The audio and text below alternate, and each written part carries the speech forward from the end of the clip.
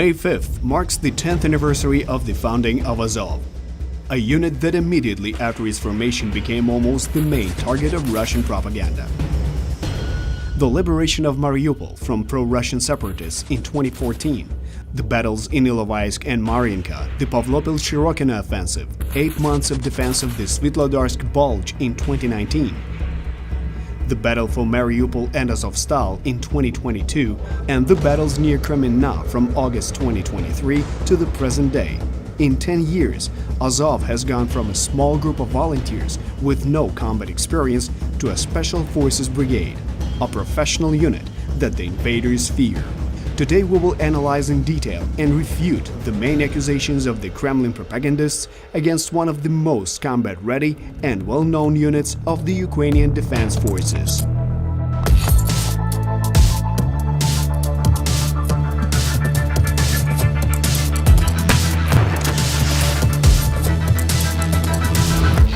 Myth 1. Azov is a paramilitary entity beyond the control of the central government of Ukraine. Azov is a military unit within the National Guard of Ukraine, which obeys the orders of the General Staff of Ukraine. In the entire history of Azov's existence, there is not a single proven situation of disobedience or sabotage of orders of the Ukrainian General Staff by the Azov troops. 10 representatives of Azov were honored with the highest state award, the title of the Hero of Ukraine.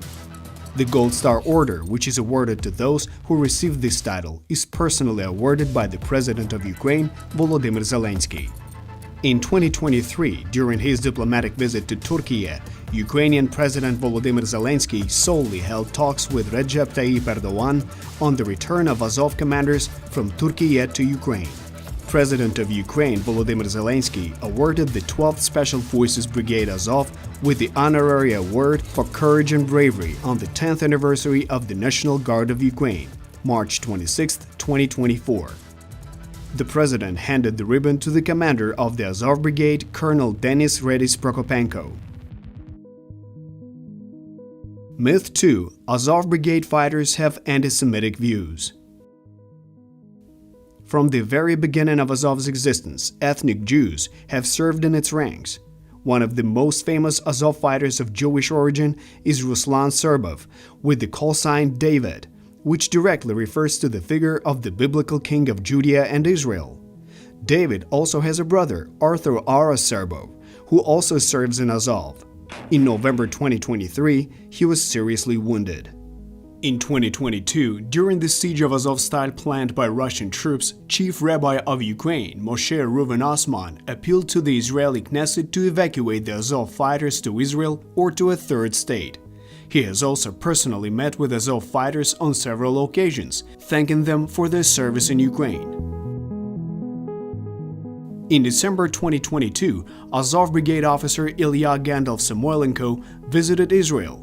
He held a number of meetings with Israeli politicians, IDF soldiers, and local pro-Ukrainian activists. Myth 3. Azov Brigade fighters share xenophobic, racist, and sexist views. Throughout the unit's history, representatives of different ethnicities and religions have served in it. The already mentioned members of Jewish descent, Georgians, Armenians, Russians, Belarusians, Crimean Tatars, and Greeks. Georgian Georgy Kuparashvili, who played a key role in the creation of Azov, served in the unit for 9 years. In 2022, took part in the defense of Mariupol, was seriously wounded and evacuated by a helicopter. Colonel Bakhva Chikobava, a Georgian army officer, a veteran of the Russian-Georgian War and a legend of the Georgian Special Forces, was killed during the defense of Mariupol on March 19, 2022.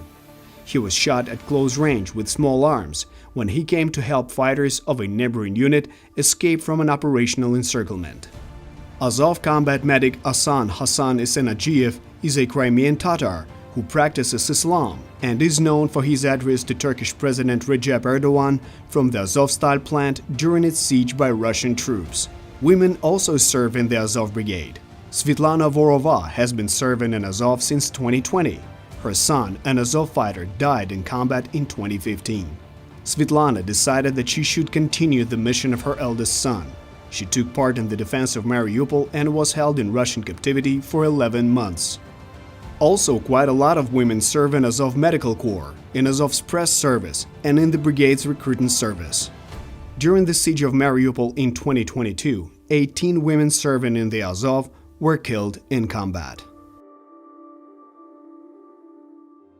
Myth 4. Azov is recognized as a terrorist organization in the Western world. There's only one country in the world where Azov is declared a terrorist organization. It is the Russian Federation.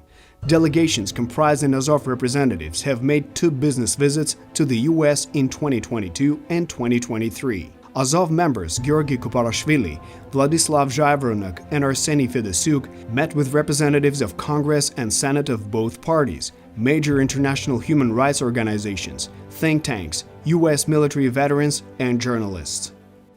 In 2022, the American Meta platforms removed Azov from the lists of blocked organizations. This was announced by the Minister of Digital Transformation Mikhailo Fedorov after a meeting with the company's President of Global Affairs Nick Clegg and Vice President for Content Policy Monica Bickert. In 2023, Azov officer Ilya Samoilenko spoke at a UN meeting in New York, as well as at the World Economic Forum in Davos. Officer Serhiy Tsisaruk spoke at a meeting of the Council of Europe. In January 2024, Azov Brigade officers Arseny Fedosyuk and Ilya Samoilenko took part in the EstMilTech 2024 military conference in Tallinn, Estonia. Azov commander Colonel Denis Redis Prokopenko recorded a video address to the conference participants, in which he spoke about Azov's experience in fighting against the Russian army and the use of modern technologies on the battlefield.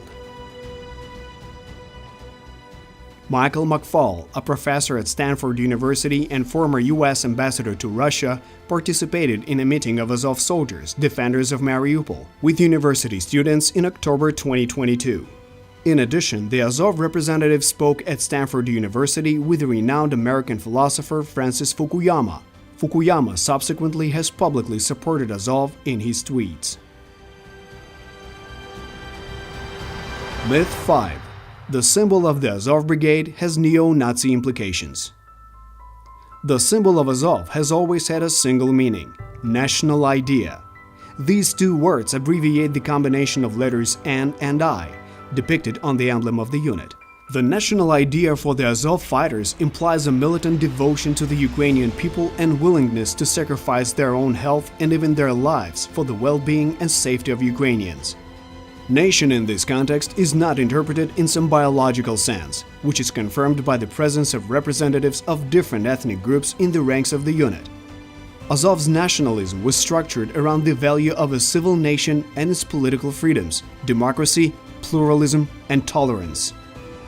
Russian propaganda has a strong influence around the world.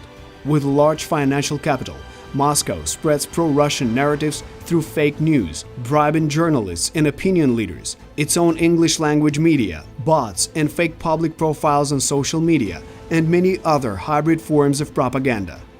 Having inflicted significant losses on the Russians in Mariupol in 2022, delaying their advance at the beginning of the full-scale invasion and continuing to operate effectively today, Azov remains one of the main targets for the Kremlin regime and its propaganda machine.